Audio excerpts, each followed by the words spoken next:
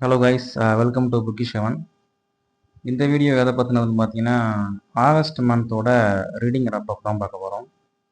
August மந்தில் ஒரு 8 புத்தகங்கள் வாசிக்கிறதுக்கான வாய்ப்பு கிடைச்சிச்சு.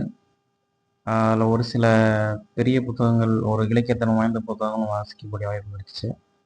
ஸோ என்னென்ன புத்தகங்கள் அப்படிங்கிறத பார்க்கலாம். முதல் புத்தகம் பார்த்தீங்கன்னா, நம்ம சுஜாதா சாரோட ஒரு நடுப்பகல் மரணம். இது சுஜாதா சாரோட ஒரு ஃபேமஸான நாவலும் கூட. பேர்லேயே தெரியும், ஒரு நடுப்பகல் மரணம். ஒரு ஹனிமூன் கப்புள் சென்னையில இருந்து பெங்களூர் போகிறாங்க. அந்த ஹனிமூன் கப்புளில் அந்த ஹீரோ இறந்துடுறாரு. ஒரு நடுப்பகலில் ஒரு கொலை செய்ய போகிறாரு. அதை யார் செஞ்சா அப்படிங்கிறத கண்டுபிடிக்கிறதா அந்த ஹோல் நாவலும் அதை பற்றின தான். இந்த நாவலில் நான் ரொம்ப எதிர்பார்த்தது கணேஷ் வசந்த். சுஜாதா சாரோட எல்லா ஃபிக்ஷனல் மிஸ்ட்ரி இன்வெஸ்டிகேஷன் த்ரில்லர் நாவல் எல்லாத்துலேயுமே கணேஷ் வசந்த் அப்படிங்கிற ஒரு 2 கேரக்டர்ஸ் வருவாங்க. அவர் கண்டுபிடிச்ச ஃபிக்ஷனல் கேரக்டர்ஸ் அவங்க தான் வந்து அந்த இன்வெஸ்டிகேட் பண்ணி கொலைகள்லாம் கண்டுபிடிப்பாங்க. அவங்க இதில் இல்லை அப்படிங்கிற ஒரு குறையை தவிர கதை இன்ட்ரெஸ்டிங்காக தான் போகுது. இது ஃபுல்லி ஒரு பேஜ் டேர்னர். ஒரு நாள் ஒரு சிட்டிங், அதிகபட்சமாக 2 சிட்டிங்கில் முடிக்கிற அளவுக்கு உள்ள ஒரு நாவல் தான் அது.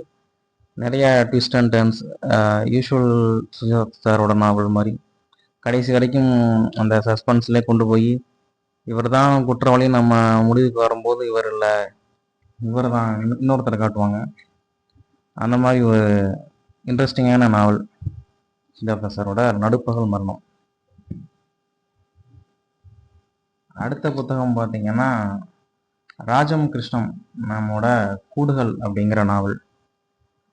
ராஜம் கிருஷ்ணன் யாருன்னு பார்த்தீங்கன்னா, தமிழில் உள்ள ஒரு மிகச்சில பெண் எழுத்தாளர்களில் ரொம்ப முதன்மையானவங்க இவங்க ராஜம் கிருஷ்ணன். இவங்களோட சிறப்பு என்னென்னா, தமிழ்நாட்டிலேயே முதல் சாகித்ய அகாடமி விருது பெற்ற பெண் எழுத்தாளர் இவங்க தான். இவங்களோட வேருக்கு நீருங்கிற நாவலுக்காக பெற்றாங்க. ரொம்ப பிரபலமான எழுத்தாளர் கூட. பொதுவாக எழுத்தாளர்கள், பெண் எழுத்தாளர்கள்னு எடுத்துட்டிங்கனாலே அவங்க குடும்ப நாவல்களில் தான் எழுதுவாங்கங்கிற ஒரு பேர் இருந்துச்சு. உதாரணத்துக்கு ரமணிச்சந்திரன், வாசந்தி, சிவசங்கரி போன்றவங்க. ஆனால் ரமணிச்சந்திரன் அந்த இலக்கணத்தை உடைச்சவங்க. இவங்க பெரும்பாலும் சமூக நாவல்கள் தான் எழுதுவாங்க. சமூக அவலங்களை மையமாக வச்ச நாவல்கள் தான் எழுதியிருக்காங்க. குறிப்பாக பார்த்தீங்கன்னா, சேற்றில் மனிதர்கள், வேருக்கு நீர் சாகித்ய அகாடமி பெற்றது, குறிஞ்சித்தேன் அப்படிங்கிற நாவல் அப்படின்னு பல நாவல்கள் சமூகத்தில் நடக்கிற அவலங்களை மையமாக வச்சு எழுதியிருக்காங்க. அந்த வகையில் கூடுகள்ங்கிற நாவல் இது 1991ஆம் ஆண்டுக்கான திருவிக விருது அப்போதைய முதலமைச்சர் ஜெயலலிதா கொடுத்தாங்க. கூடுகள்ங்கிற நாவல் எதை பற்றினதுன்னா, ஒரு ஸ்கூலில் நடக்கிற பாலிடிக்ஸ். ஒரு ப்ரைவேட் ஸ்கூல், அந்த ஸ்கூல் ஒரு காலத்தில் ப்ரைவேட் ஸ்கூலுங்கிறது எல்லா ஸ்கூலுமே நடத்த முடியாமல் எல்லாம் கவர்மெண்ட்கிட்ட கொடுத்துட்டு வந்தாங்க. அது ஃபுல்லி கவர்மெண்ட் ஸ்கூலாக மாறும், இல்லைன்னா கவர்மெண்ட் அஃபிலியேட்டட் ஸ்கூலாக மாறிக்கிட்டு இருக்கோம். ஸோ அப்படி ஒரு மாறாத ஒரு ப்ரைவேட் ஸ்கூல், அந்த டீச்சர்ஸ்க்கு சேலரி கூட கொடுக்க முடியாத நிலைமையில் இருக்கிற ஸ்கூல்.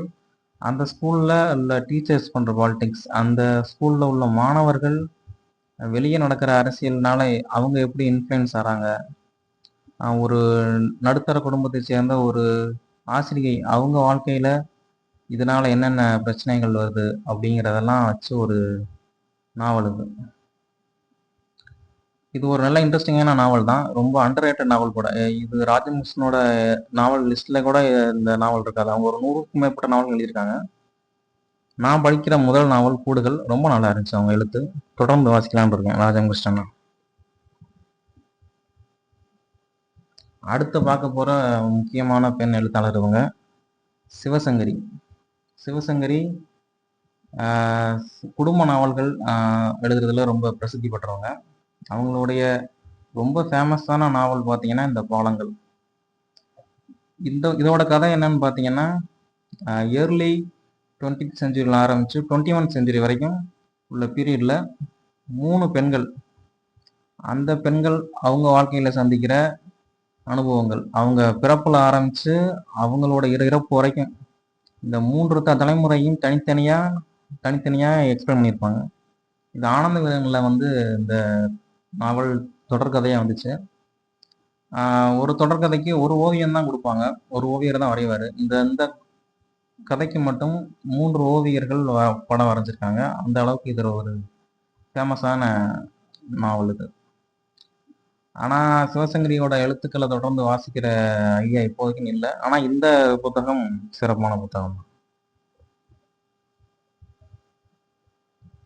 அடுத்த புத்தகம் பாலைப்புறா. சமுத்திரம் சார் எழுதின ஒரு நாவல்.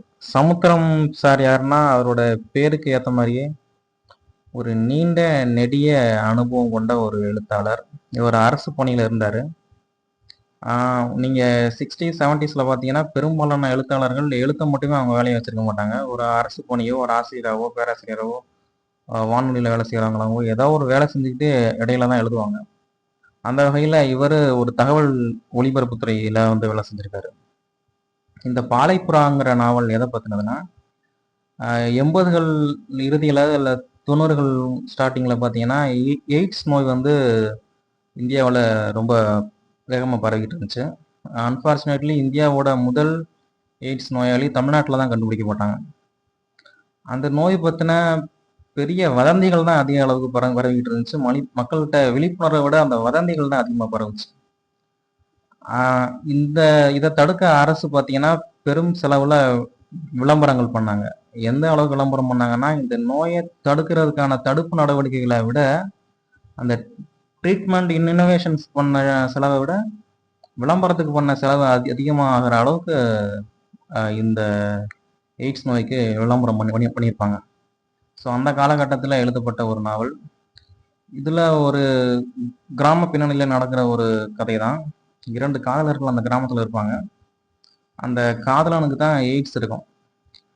அந்த எய்ட்ஸ் வந்து இருக்குங்கிறத கண்டுபிடிச்ச அவள்கிட்ட இன்ஃபார்ம் பண்ண பிறகும் அதை மறைச்சு அவர் அந்த பெண்ணை திருமணம் செஞ்சுக்கிறாரு.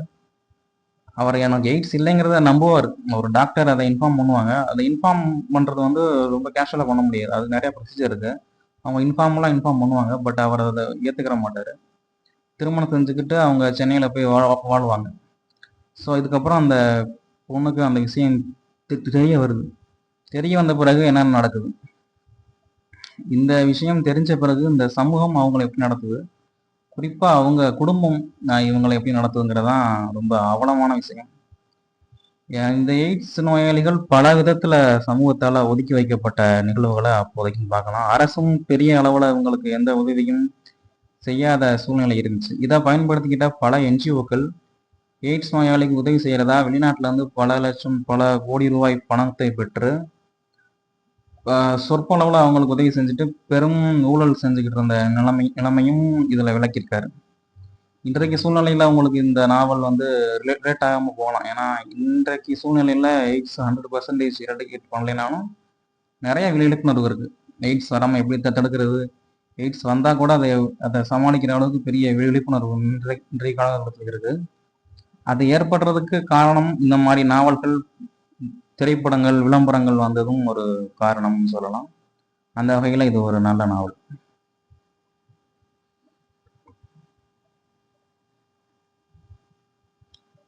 அடுத்த புத்தகம் பார்த்தீங்கன்னா ஹிப்பி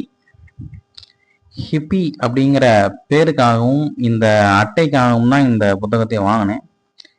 பெரிய ஐடியா எதுவும் இல்லை. எனக்கு ஹிப்பிங்கிறத பற்றி ஒரு ஐடியா இருக்குது. நான் ஹிப்பி கல்ச்சரை பற்றி கேள்விப்பட்டிருக்கேன். இது அமெரிக்காவில் தொடங்கின ஒரு ஒரு கலாச்சாரம்னு கூட சொல்ல முடியாது. இது ஒரு இயக்கம்னு சொல்லலாம்.